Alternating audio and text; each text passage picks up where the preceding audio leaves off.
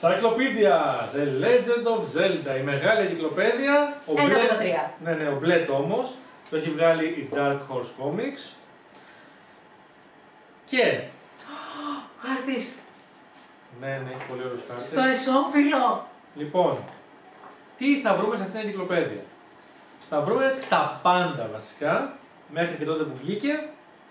Που αυτή η έκδοση που έχω εγώ είναι η έκδοση του Μαρτίου του 2017.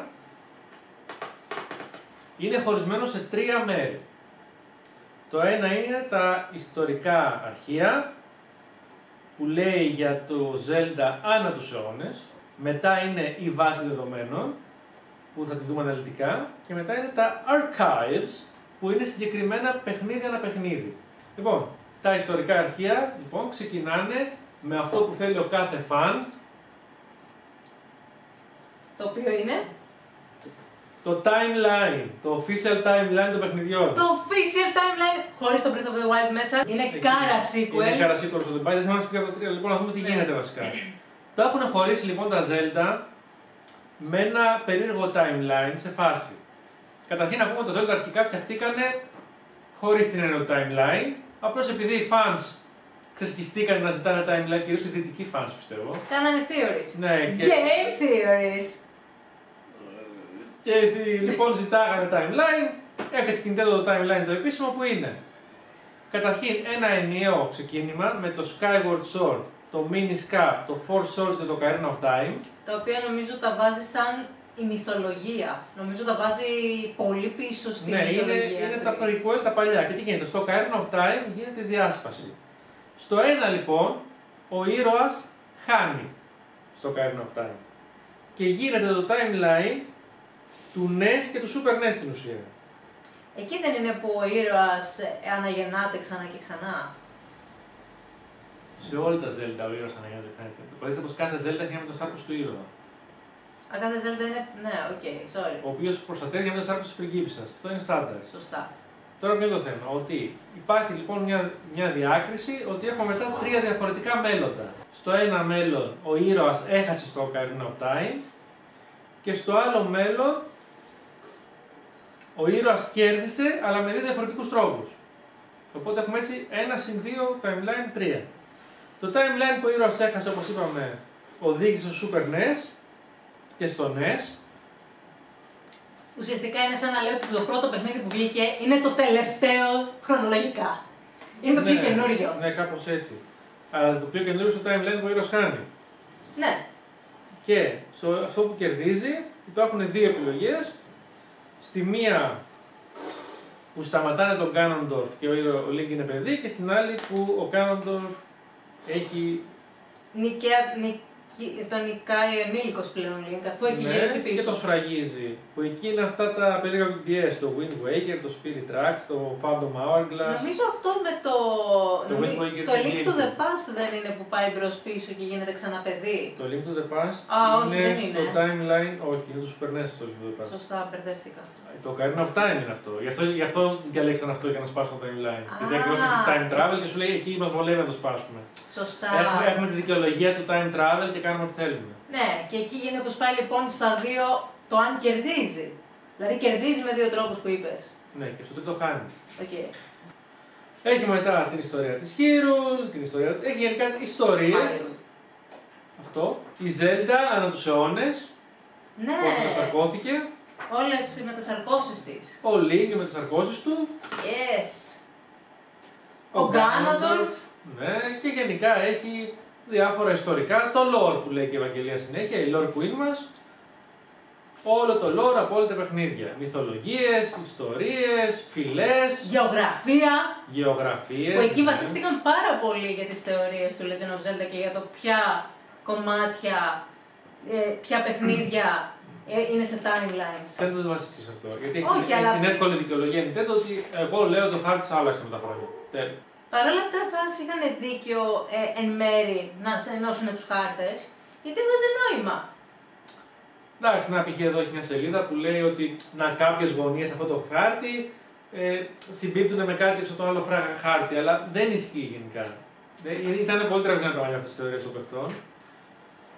Τέλος πάντων, έχει εδώ κάτι πολύ ωραίους χάρτες με concept art και όλα και τέτοια. Έχει και τα διάφορα τέρατα, ναι, οι φυλές που εξελίχθηκαν, μέχρι και τα έντομα έχει που συναντάς.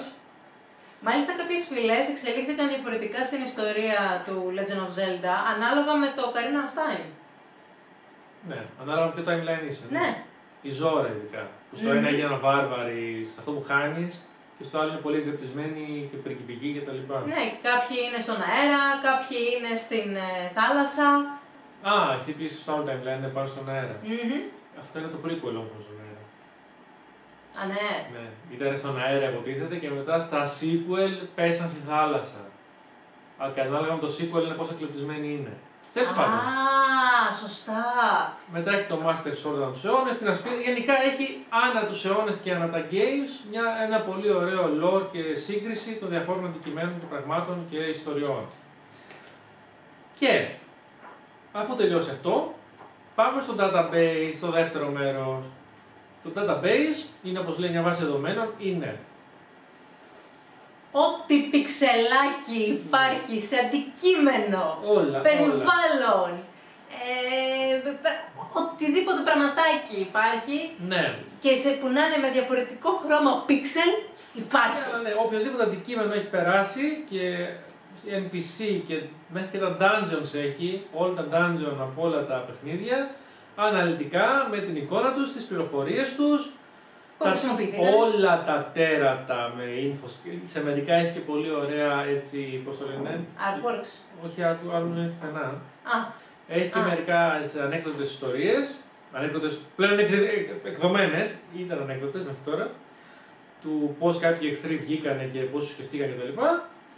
Και μετά από αυτό, τρίτο μέρος του Encyclopedia, τα archives, τα αρχεία, όπου απλά είναι κάθε παιχνίδι ξεχωριστά με την πλοκή του, την ιστορία του. Είναι αυτό ακριβώς που είπε η Ευαγγελία, κάθε παιχνίδι χωριστά με την πλοκή του, την ιστορία του, τη γεωγραφία του, το concept art του.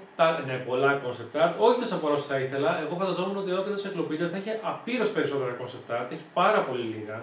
Επίσης βλέπω ότι δείχνει και τους χαρακτήρες σε ένα σχεδιάγραμμα, δηλαδή κάθε παιχνίδι. Μόνο τους πιο κύριους. Δείχνει τους κύριους που πάνε το plot, αυτοί που πάνε την πλοκή μπροστά, πώς συνδέονται.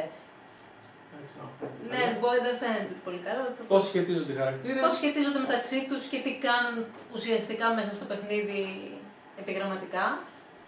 Και αυτό είναι όλο το Encyclopedia, είναι πολύ διάβασμα. Μένα μου πήραν να το διαβάσω εβδομάδες.